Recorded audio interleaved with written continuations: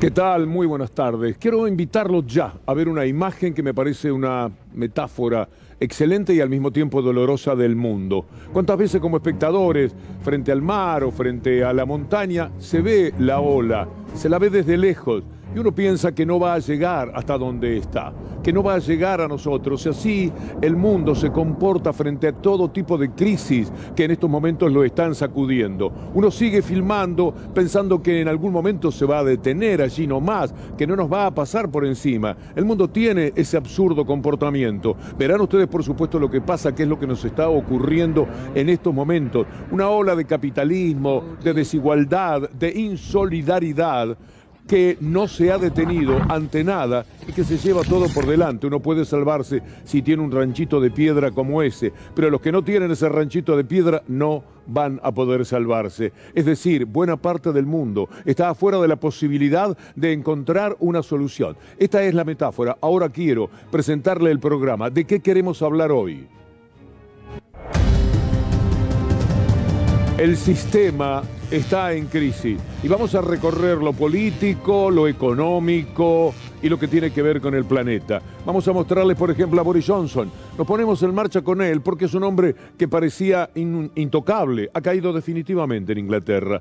Los escándalos y la situación económica lo arrastraron a una debacle que lo ha dejado con las manos vacías. Esto es lo que atañe a Boris Johnson. Pero si vamos a otro lugar del mapa, a Sri Lanka, por ejemplo, nos vamos a encontrar con la caída de un gobierno en una acción popular que pareció imitar aquello del ataque al Capitolio en los Estados Unidos. Parece mentira, pero esta gente va a tomar el gobierno y verán ustedes más adelante, cuando desarrollemos la noticia, qué es lo que hacen. Pero vayamos a países que nos tocan un poco más de cerca. Este señor se llama Mario Draghi. Bueno, en Italia la inflación y los temblores de la cuestión energética debilitaron tanto al ministro, aunque el presidente Mattarella no le acepta la renuncia, que tuvo que ofrecerla, un líder abatido por los problemas que parecen de imposible solución. Verá usted más adelante, dice lacónicamente: no puedo, con esto francamente no puedo. Se trata de un capitalismo que estalla, pandemia, más guerra, han expuesto hasta el caracú, un mundo enfermo en el que sucede algo inimaginable. Faltan trabajadores, lo puede creer. En el Reino Unido abandonan sus trabajos, igual a lo que sucedía en Estados Unidos. Y por supuesto todo esto con la ruindad que provoca esta guerra, lanzada en el peor momento, impulsada por los Estados Unidos y por la OTAN. La guerra alimentada cada día con más armas y dinero son el anticipo solamente de más muerte, más exilio, especialmente para Ucrania. Esa guerra deja al mundo sin respuesta. ¿Cómo resistirá la crisis energética? ¿Cómo podrá, especialmente Europa, afrontar el próximo invierno sin esa empresa entregándole todo el gas que está necesitando? ¿Cómo van a soportar las tarifas brutales que empujan a una inflación que no se producía desde 40 años atrás? El futuro ya está enviando señales a este presente devastador. Cuando hablamos de la crisis alimentaria, la brutalidad del hambre no parece golpear la conciencia de líderes atribulados ante el monstruoso capitalismo que han forjado. Y aquí, en la Argentina, tenemos una demostración fehaciente de cuál es el criterio. No importa que haya millones que no comen si tratamos de concentrar todavía más ganancia. La inflación mundial golpea la economía de los más débiles, de los niños y de los viejos, los elegidos de siempre para pagar las consecuencias. Estados Unidos, España, Europa en general, son pasajeros del estrépito de una caída que ellos mismos están acelerando con 71 millones de personas llevadas a la pobreza a partir de la guerra.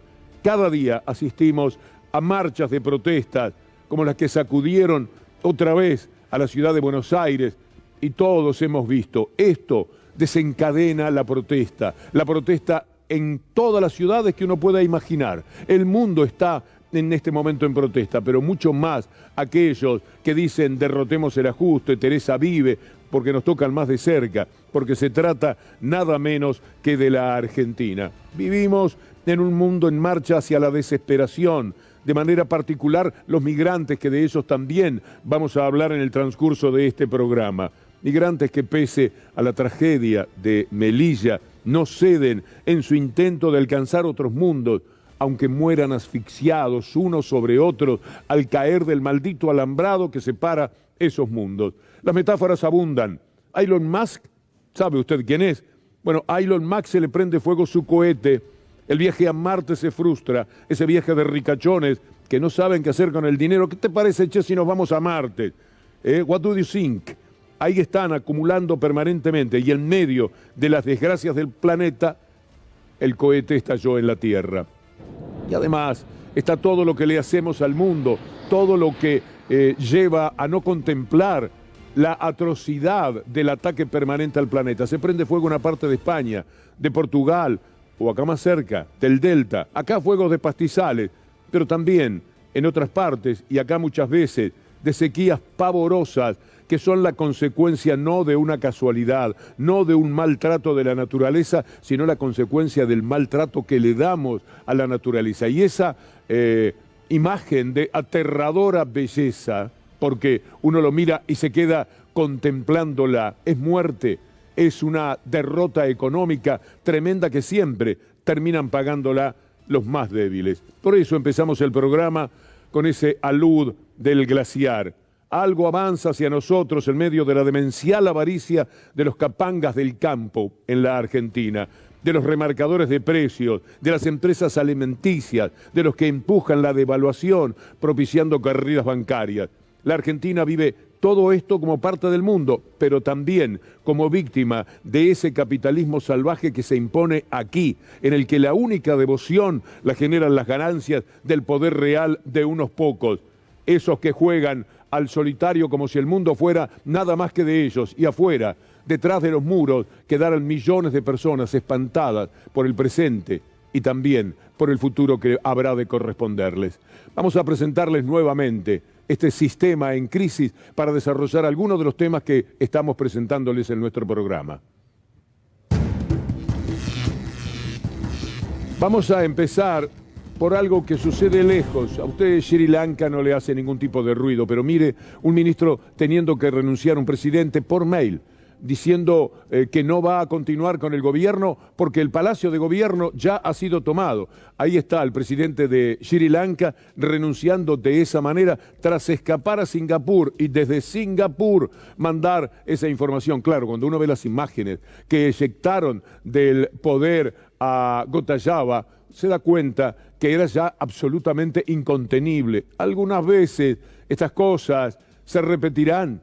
Es inevitable cuando la inflación, más el hambre, más la desesperación, lleva a la gente a buscar algún tipo de salida. ¿Cuál salida? Estarán preguntándose ahí todavía en las oficinas brillantes, estupendas del Palacio, ¿qué es lo que podemos hacer ahora? Porque naturalmente esto fue un acto al mismo tiempo que vandálico. Es una manera desesperada de pronunciarse sobre la terrible crisis que estaban afrontando. Mire lo primero que hicieron. Esto demuestra hasta dónde llega la inocencia de quienes han capturado el gobierno para ellos. Lo primero que hicieron fue tirarse a la pileta. 30 grados, no era para tanto, y sin embargo, un poco de disfrute, un poco de lo que se merece gente que no le va a encontrar solución en varios siglos. Si la Argentina por la deuda de Macri está comprometida por décadas, Sri Lanka está comprometida de por vida. Mire esta placa, este número espantoso, increíble. La crisis de Sri Lanka deja 51.000 millones de dólares de deuda externa. Equivale a 13 veces el Producto Bruto. Es decir, todo el país multiplicado por 13 solamente alcanzaría para pagar la deuda.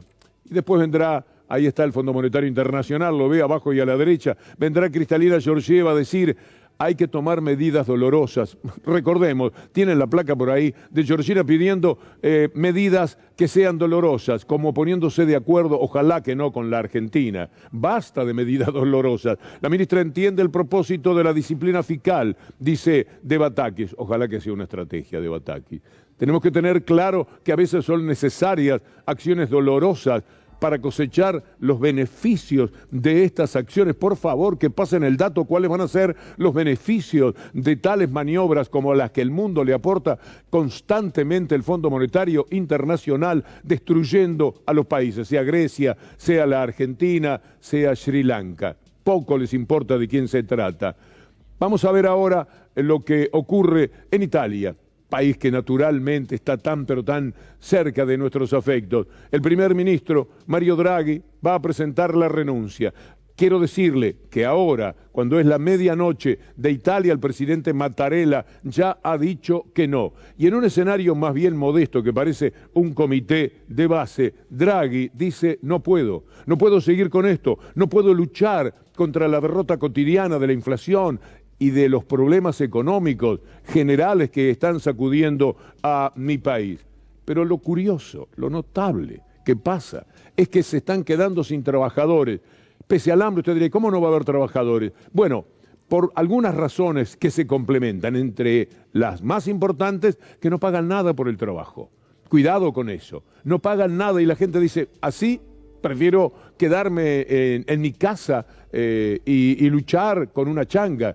Pero no voy a ir a la oficina, no voy a ir al trabajo para que me paguen lo poco que me pagan. Mire usted lo que en el Reino Unido está sucediendo. Pongamos la noticia, porque es ilustrativo del desastre del mundo. En Gran Bretaña el pleno empleo se convirtió en una pesadilla para las empresas. No se puede aguantar así. Hace casi 50 años que el país no registraba la tasa de desempleo tan baja, actualmente de 3.8. La falta de trabajadores obliga a las compañías a acudir a tomar medidas drásticas, como por ejemplo cerrar algunos días o estar ofreciendo menos servicios. Claro está, aquellos que van buscando trabajo, llevando sus sueños, arrastrando sus familias, cruzando el Mediterráneo a nado cuando se les pinchan los gomones, esa gente que cruza desde el África o que viene desde Asia buscando un consuelo para sus vidas, es rechazada. Boris Johnson, entre las hazañas que ahora por suerte lo llevaron a la hecatombe,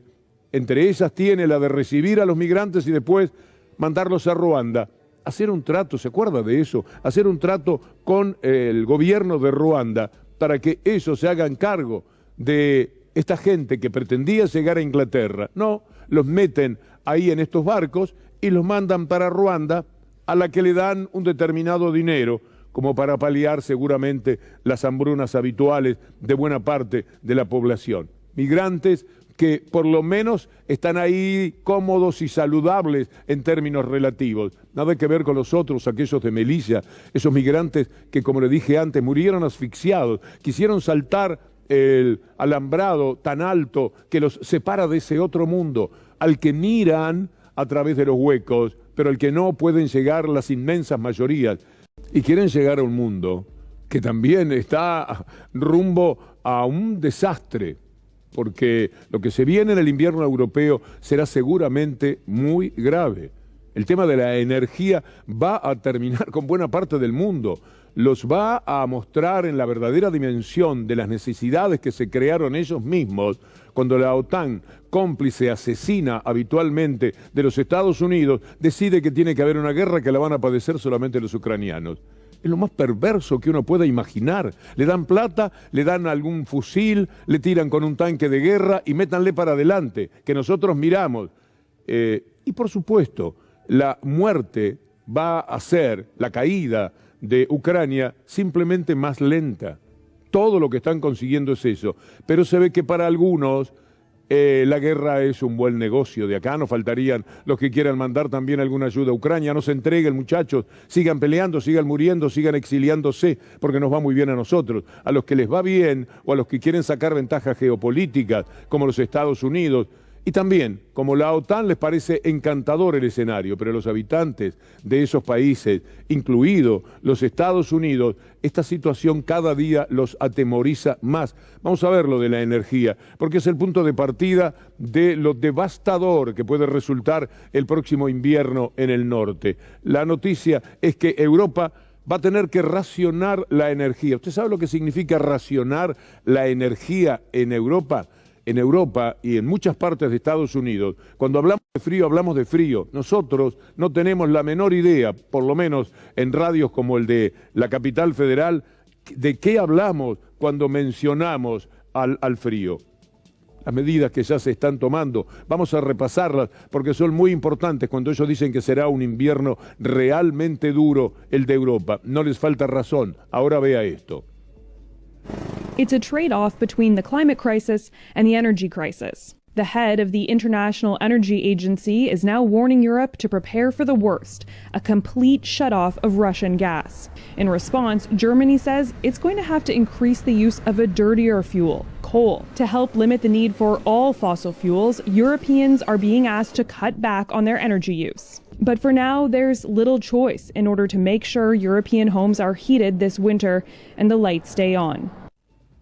Y para que las luces se mantengan encendidas, que a veces no pensamos en cuáles son todas las consecuencias, creemos que solo se trata de la calefacción o del aire acondicionado, eso que está faltando también en Texas.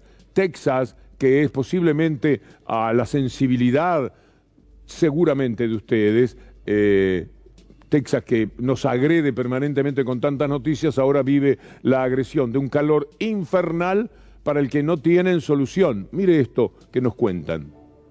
Cuento que el calor es absolutamente insoportable, al punto que es difícil ver personas en la calle disfrutando del aire libre. Mira, por ejemplo, este parque, que se nota que es un lugar donde los niños salen a recrearse, las familias hacen sus picnics, está totalmente vacío. Dado este calor intenso, la compañía de energía eléctrica ERCOT pidió el límite de consumo de electricidad a 26 millones de usuarios, recomendando reducir el uso de energía entre las 2 de la tarde y las 9 de la noche, que son las horas más calurosas. Si esto ocurriera en Venezuela, la frase sería: estamos llegando a Estados Unidos, así como vamos, poco a poco. Por lo menos estaríamos llegando a Texas con ese mismo recorrido. Mire esta tapa de ABC, diario monárquico español: castigo al bolsillo. Los precios de los productos básicos de la cesta de la compra disparan la inflación hasta el 10,2%, el dato más alto desde hace 40 años.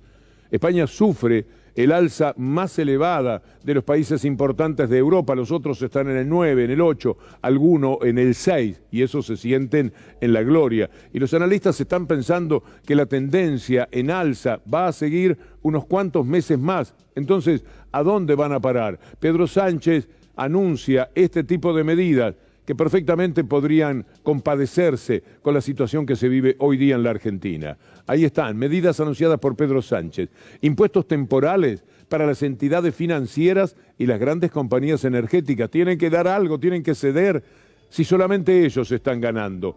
Desbloqueo de manera inmediata de la operación Campamento para construir 12.000 viviendas en Madrid, de las que el 60% serán públicas. Una beca complementaria de 100 euros. Una ayuda como la que hay que dar acá, un bono, por favor. Bonificación del 100% de los abonos de varios viajes para cercanías, para trenes en media distancia de Renfe, que serán gratuitos del 1 de septiembre al 31 de diciembre. Aquí verá usted a la mafia de La Nación Más cómo se ríe de los viajes de los graduados, de las facilidades que se le otorga a la gente para que puedan. Quiero terminar el mensaje de Pedro Sánchez en las medidas que están tomando, porque muchas, ahí está la aprobación del programa Código Escuela para incorporar en educación infantil primaria y educación secundaria obligatoria la programación y la robótica. De eso se trata. Por eso cuando anunciamos la inflación en la Argentina nos importa mostrarnos como parte del mundo, porque si seguimos hablando solo de la inflación en la Argentina, por más que sea más alta, pero con otro tipo de entrenamiento, la inflación de la Argentina no podemos decir que es la peor de hace 40 años, será la peor del mes pasado, que tampoco es así, pero la mejor con respecto a hace 3 meses. Son maneras de darle vuelta a la misma historia. 5.3. Es cierto que en algún momento fue 6.5 y bajó a 6, y bajó a 6 a 5,5. Ahora baja un poquitito a 5,3, pero mire el número que está al lado, 64% interanual. Por eso es que la gente no puede más.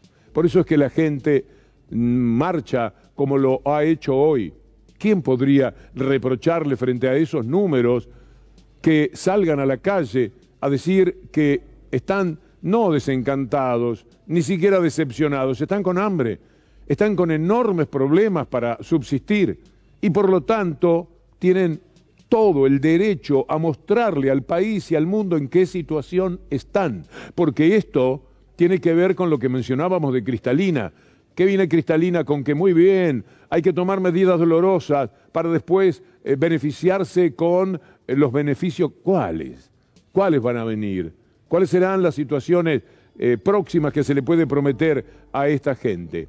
Hay que mirarlos con el respeto que concierne a quienes perfectamente entendemos esto que le ocurre a millones de argentinos hoy día. Están pensando en acampar, vamos a tener escenarios muy crudos seguramente y denunciadores de todo lo que ocurra. Por eso, Cristina Fernández de Kirchner tiene razón cuando insta a pensar en el ingreso básico universal. Prefiero decirle ingreso porque salario puede traer algún problema técnico, cuestiones de palabras. Cristina Kirchner impulsa el debate por el salario básico universal. La vicepresidenta convocó a senadores de su entorno, etcétera. Ya sabemos de qué se trata. Y me parece que algo hay que hacer. Esa gente que está allí tiene que ser considerada. Y el salario, el ingreso básico, la pequeña seguridad del plato de comida diario, se les tiene que ofrecer. ¿Por qué el campo puede decir no puedo, no quiero dar nada y se le acepta? ¿Y por qué a los que piden algo se les condena a la crítica o a decir que pueden desestabilizar? Desestabilizar lo hace el campo con el paro cruel, vergonzoso que practicaron en el día de ayer. Miren lo que dice Nacho Levi de Garganta Poderosa. Nacho, que conoce muy, pero muy bien el paño, nos aclara algunas cosas sobre el ingreso básico universal. Los fundamentos del salario básico universal están ahí, en esa realidad que por A o por B, o por el juego a la derecha o por la derecha en sí misma, terminamos poniendo detrás de escena. Termina siendo la disputa política un juego de ajedrez o de lucha libre, pero al costado de la vida real de los barrios populares y de las discusiones que hoy tienen en la mesa de todas nuestras compañías. Viven de lo que están viendo, viven de ese basurero. 300 familias, el barrio creció un 40% durante la pandemia, un barrio sin servicios básicos, que es la desembocadura de todos los residuos de la ciudad, incluidos los residuos cloacales, y 300 familias se ordenan en turno durante las 24 horas para recoger ahí lo que van a comer o lo que van a vender, a veces para tener más manos con niñas, con niños que ya fueron desescolarizados, que quedan a la puerta de las situaciones de consumo. Ahí, abajo de esa basura, ahí están los fundamentos del salario básico universal. No es una discusión entre cabezones de la política, no es algo que va en detrimento del laburante que está del otro lado, quien está enfrentado partidariamente. Esto nos interpela como sociedad. Ahí están naciendo, en esas condiciones, en el estado narcopolicial, en la pobreza absoluta, miles y miles de niñas y niños a los que le vamos a pedir que el 0,7% de nuestro PBI resolvería la indigencia y la discrecionalidad. Nacho, si alguien tiene una idea mejor, que la traiga. Es naturalmente la gran nota de la semana, la dolorosa gran nota, esta de Alejandro Berkovich, con alguien tan lúcido y sobre todo tan conocedor y tan transparente y tan auténtico como Nacho Levi. Estas imágenes nos voltean. Estas imágenes nos condenan, estas imágenes nos cargan de algo negativo, pero es necesario, porque si no, nunca miramos, nos tienen que traer esas imágenes, porque la gran mayoría de la gente que vive, por ejemplo, en la capital federal, si no sale al conurbano, no va a ver, bueno, la capital todavía puede encontrarse con algo parecido, pero nunca esa realidad que estaba comentando Nacho Levi.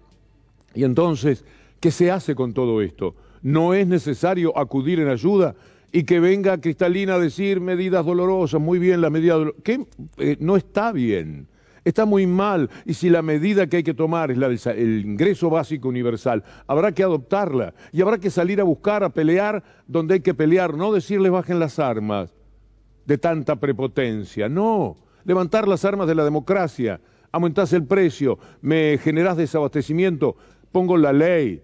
Y voy a ir más a fondo todavía, porque lo que han hecho los que producen alimentos en la Argentina es una cuestión que tiene que figurar por el lado del Código Penal, no solamente con la multa. Si de la multa se ríen, con los aumentos que han hecho, remarcando precios en este tiempo, han ganado tantos miles de millones que cuando se les pone una multa de 200 millones, parece mucha plata, es nada. Son monedas, entonces siguen jugando, porque lo único que les pasa es la multa, cárcel merecerían. Y hay que buscar los elementos que permitan levantar nuestras armas. Ellos no las van a bajar.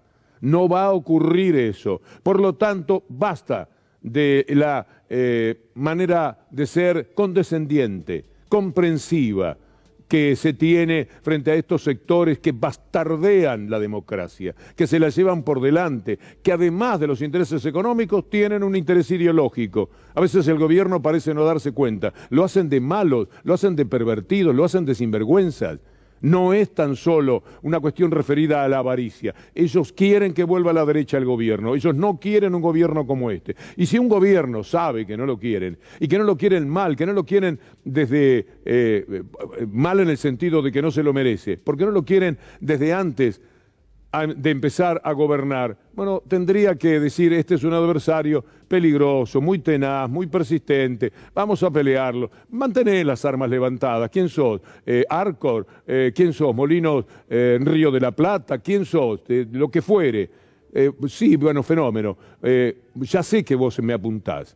Estás apuntándole al pueblo. Le estás apuntando, no digamos el bolsillo, al estómago de la gente. Y te tengo que dar pelea al nombre del pueblo que me eligió. Y lo tengo que hacer de una manera drástica. Se precisa el salario básico universal. Se necesita mantener todas las otras posibilidades que se han dado para los niños, para los sectores vulnerables de la República Argentina, para que lleguen a algo que les permita un decoro que empezaría por comer todos los días. De esto se está tratando hoy día la Argentina. Y en consecuencia, falta muy poco, falta 1 año y medio. En consecuencia, insisto, hay que adoptar medidas que no determinen que el gobierno muera con los ojos abiertos, como suele decirse, porque así como va, no dándoles pelea, tratando de... Basta de reuniones. El señor Pagani, por tomar un ejemplo, nada contra Pagani, viva su plata, pero que no la viva a costilla de los demás. Pero el señor Pagani se reúne y la misma noche le está pasando por abajo de la puerta a ese gobierno con el que estuvo convocado en horas de la tarde. En la noche le está pasando cualquier tipo de facturas a los supermercados. Y en los supermercados están también los que remarcan, que no son los empleados, por supuesto, pero sí los que ordenan que esto ocurra. No se puede así, no se puede más. No se puede un día como el de hoy sin que al terminar haya algún anuncio, alguna medida. Tienen que hacer algo. El tema de precios y el hambre es una mixtura de la que estuvo hablando Gabriela Cerruti, a ver cómo. Si hubo remarcaciones por especulación, por codicia, por incertidumbre, la verdad es que esperamos fervientemente que no jueguen con la mesa de los argentinos y con los alimentos de los argentinos y que aquellos que remarcaron, creyendo, por ejemplo, que iba a haber devaluación cuando la ministra sostuvo y si el gobierno sostiene que no va a haber devaluación, sería bueno entonces que dejen de jugar con los precios porque no están jugando con el gobierno, están jugando con los alimentos de los argentinos y de las argentinas. Hay gente que juega bien.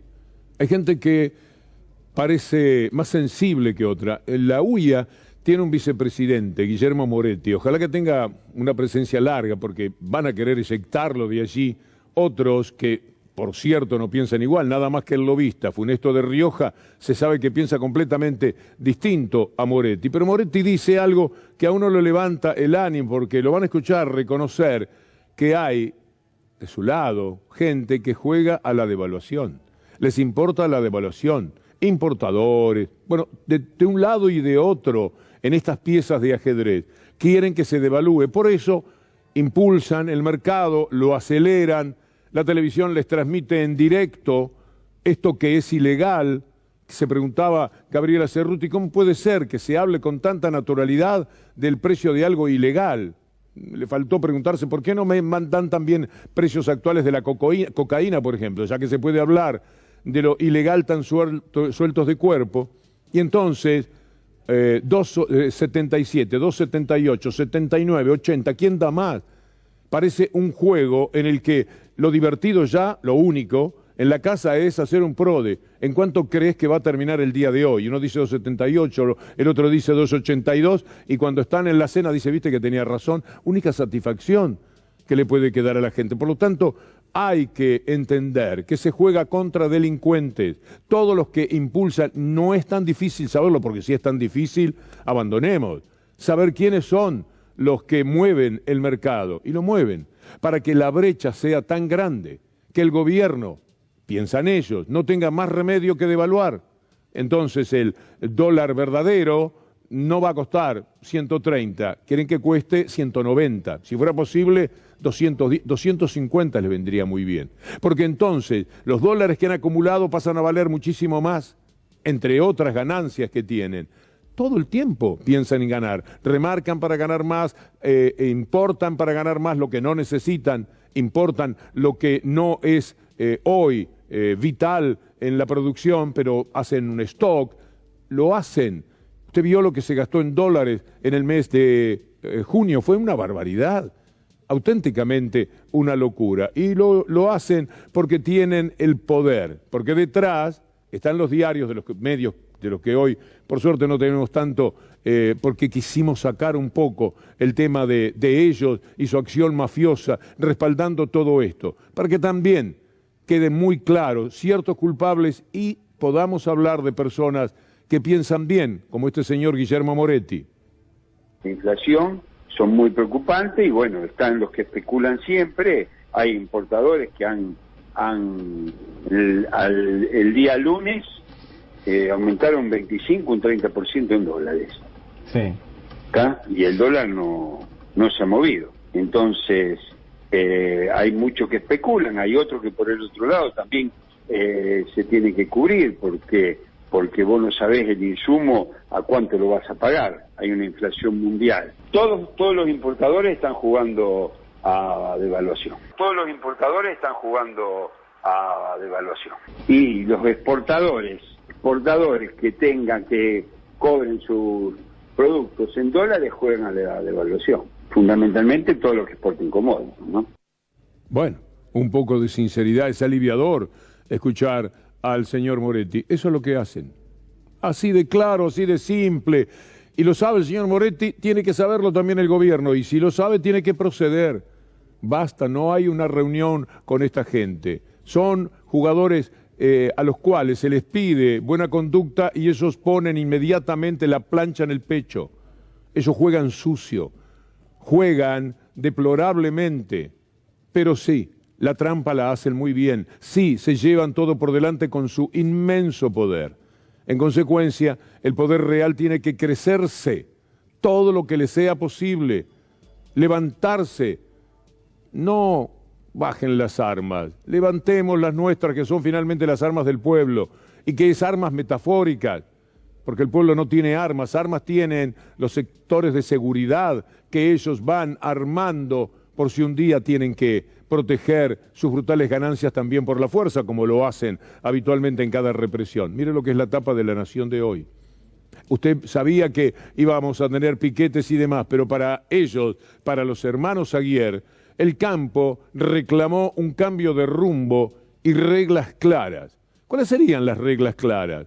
¿Cuál cambio de rumbo quieren? Por ejemplo, un poco de retenciones, bueno, eso sería un cambio de rumbo, pero ese por supuesto que no les gusta, no les interesa absolutamente nada. Porque tenían que justificar el monstruoso lockout que hicieron en el día de ayer. Como no pueden hablar del gasoil porque se terminó el problema, bueno, como no pueden reconocer que ellos son los devaluadores, piden reglas claras. Bien, por más claras que sean las reglas, hoy se instrumentaron unas cuantas.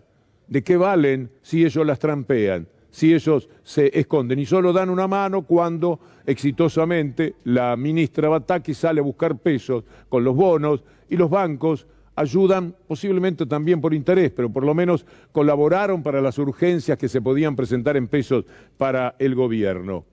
Quiero que me acompañe con estas imágenes del campo, porque lo que dice La Nación en su tapa, por supuesto que es respetuosa de este grupo de personas. Hay más máquinas que gente ahí en esa toma. Entonces, ¿a quién atendemos?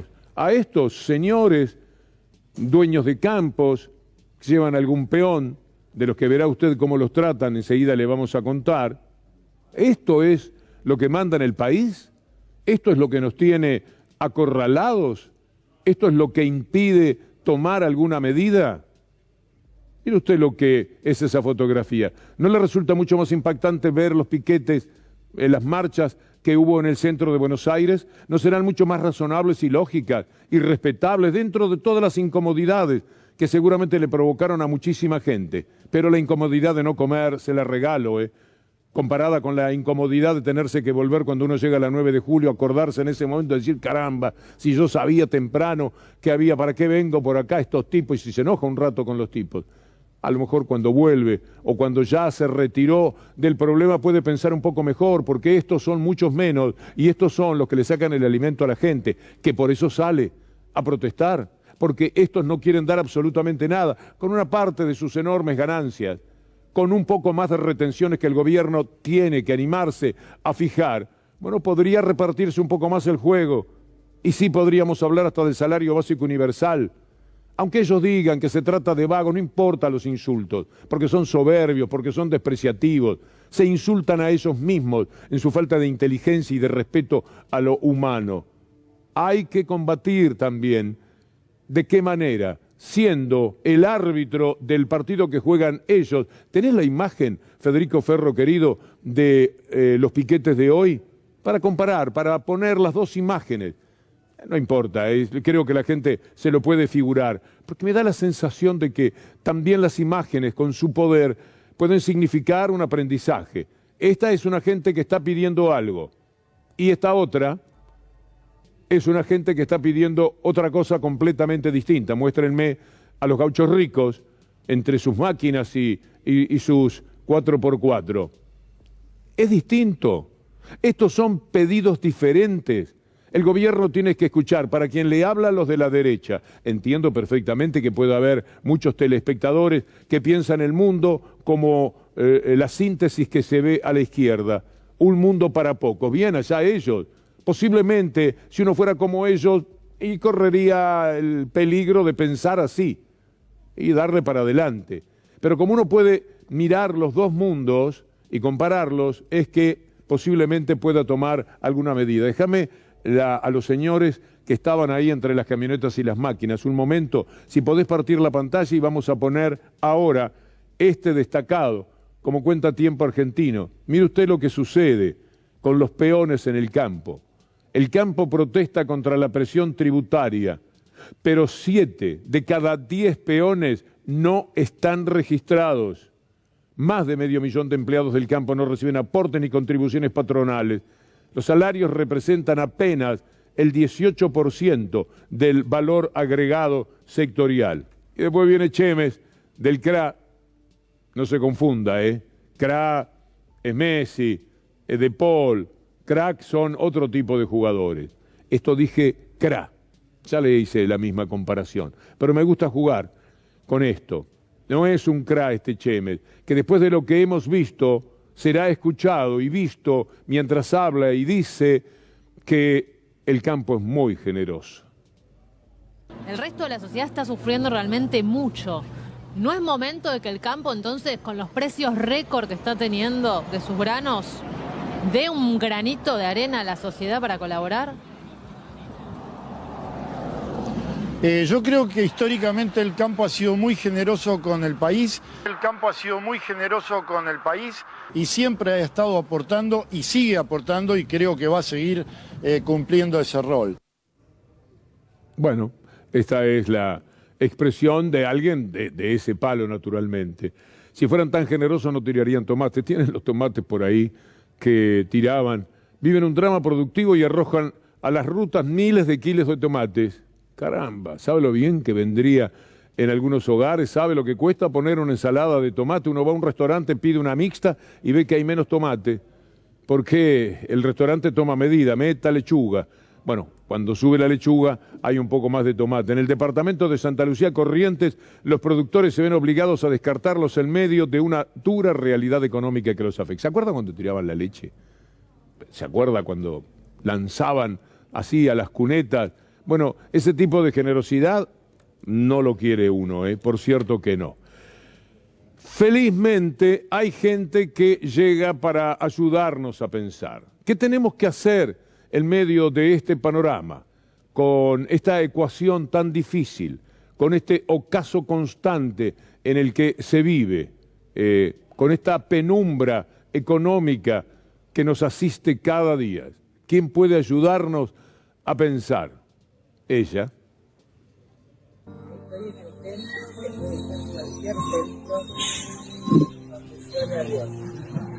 La Argentina y a nosotros y al mundo solo nos quedan dos cosas: el arrepentimiento y la fe. Traten de rezar la oración de la patria y el que se tenga que arrepentir, que se arrepienta. Porque con la Santa Cruz se redime el mundo. Amén. Estoy en el templo. Bueno, queríamos poner una nota de humor y la verdad no pude reírme esta vez porque están pasando demasiadas cosas. ¿Vamos a hacer una pausa ya, Federico? Bueno, y enseguida venimos. Vamos a hablar de algunas cosas positivas, a ver si podemos, no digo hacer promedio, es imposible con la realidad, pero sí mejorar hacia el final del programa su estado de ánimo. Y también el mío, porque es una cosa es hablar con una sonrisa, alegrarse de algo, por ejemplo. Bueno, en este caso la sonrisa es irónica, porque vamos a ver a La Nación Más, el canal al que Macri lo llenó de millones de dólares y se nota, porque la verdad que el daño que hacen no es modesto, es importante. Esa fue buena de Macri, esa fue una buena inversión y parece que la hizo con plata propia. Es una manera de decir, elegante manera de decirlo. Pero miren ustedes cómo se ríen de los viajes de los egresados, porque los pibes tienen una posibilidad de vivir un rato un cierto disfrute y no les gusta.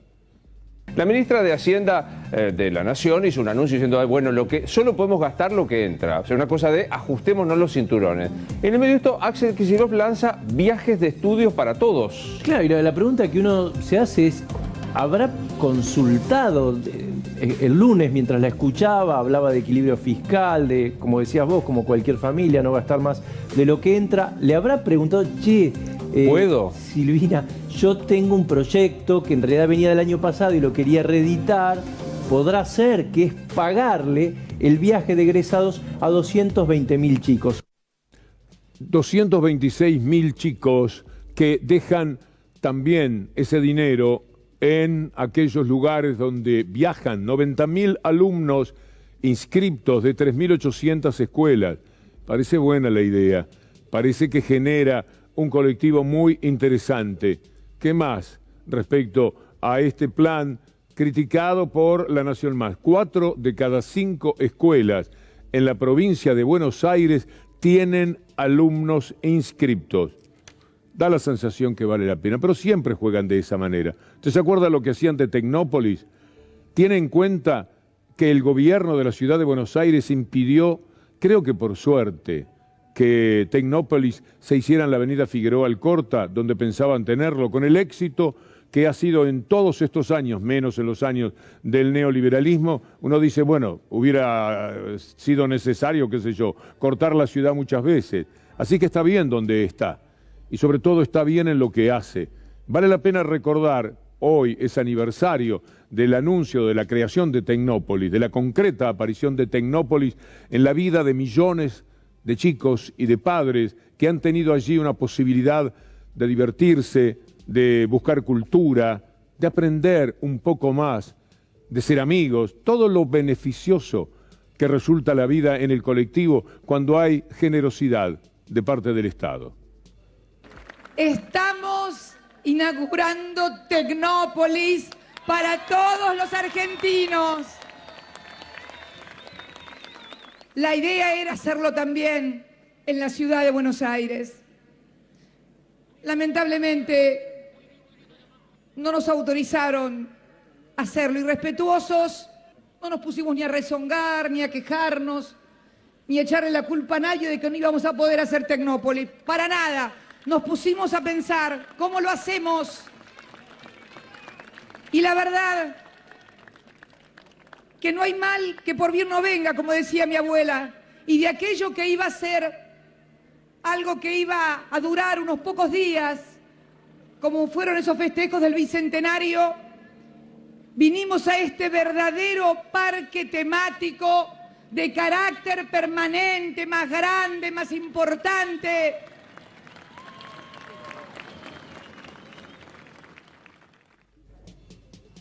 Qué maravilla, ¿no? Qué recuerdos para tanta gente. 30 millones de visitas recibió la mega muestra desde que se abrió en el 2011. Estas placas que le agradecemos muchísimo a Irina Jurolinsky de Cultura, nos permite contarle todo esto, lo que viene, lo que va a ocurrir desde este sábado en Tecnópolis, 80 espectáculos musicales, propuestas escénicas, talleres para los chicos. Va a ser una verdadera fiesta lo que va a suceder. Y permítanme sumar a esto, como buena noticia, algo de la provincia de Buenos Aires. ¿Qué dirán en La Nación Más? ¿Habrá hablado Kicillof con Batakis para apostar por la educación, inaugurando 90 establecimientos? ¿Quién paga eso? ¿Quién se hace cargo de esto? Esta semana la provincia inauguró 2 secundarias, una escuela especial, un centro de formación y un jardín. Es muy buena la respuesta que hoy dio Gabriela Cerruti. Y nos vamos a la pausa, pero me gusta, permitime Federico, hacerlo con esto y después la pausa chiquita que tenemos que hacer. Cada vez hay más cepos a los cepos, cepos a la importación, cepos para la industria farmacéutica, productos alimenticios que ya están faltando en las góndolas, a la compra con tarjeta en dólares, pasajes en cuotas, compra al exterior. ¿No cree que se están vulnerando derechos constitucionales al ciudadano argentino? No, no creo. Muchas gracias. Eppur si muove. Esa frase de Galileo ayuda a pensar que pese a todo, mire lo que ocurre en España. Nos toca muy de cerca en la larga, dolorosa, pero también victoriosa lucha de quienes piden por los derechos humanos en la Argentina y en el mundo. Ha ocurrido en España algo muy importante. Vamos a recurrir al presidente Pedro Sánchez para el anuncio. Desgraciadamente, después de Camboya, es el país con mayor número de desaparecidos forzosos. 114.000 personas, con sus familias. Y por tanto este Gobierno, y yo como secretario general del Partido Socialista Obrero Español, sin duda alguna llevaré a término ese compromiso político. Desde luego lo que va a hacer el Estado es asumir la responsabilidad de exhumar y encontrar los cadáveres de muchos familiares que aún están en muchas partes de nuestro país. El corazón aplaude también esta vez a Pedro Sánchez. Íñigo Errejón dice, no es una cosa del pasado, esto es presente. Esta ley no es una ley sobre el pasado, no es una ley sobre dolores del pasado, es una ley sobre dolores que suceden hoy, todos los días. Esta es una ley sobre el dolor de quienes no tienen dónde ir a recordar a sus familiares porque están enterrados en una cuneta y lo van a tener cuando el Estado garantice las exhumaciones. Y ese dolor sucede hoy, no es el pasado.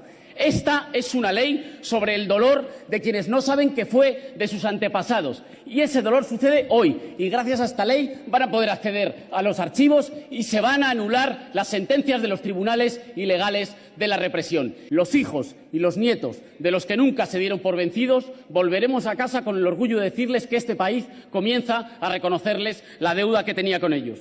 Porque fueron somos, porque somos serán.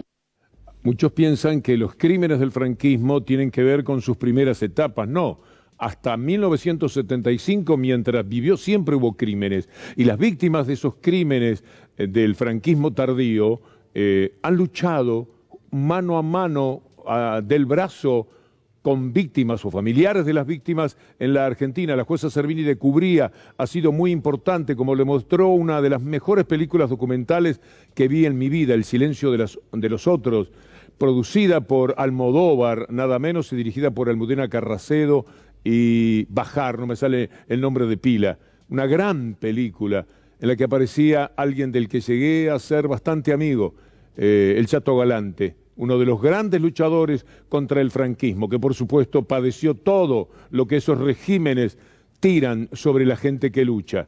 Un pequeño tramo de la película para incitarlo a que la busque, ojalá pueda verla.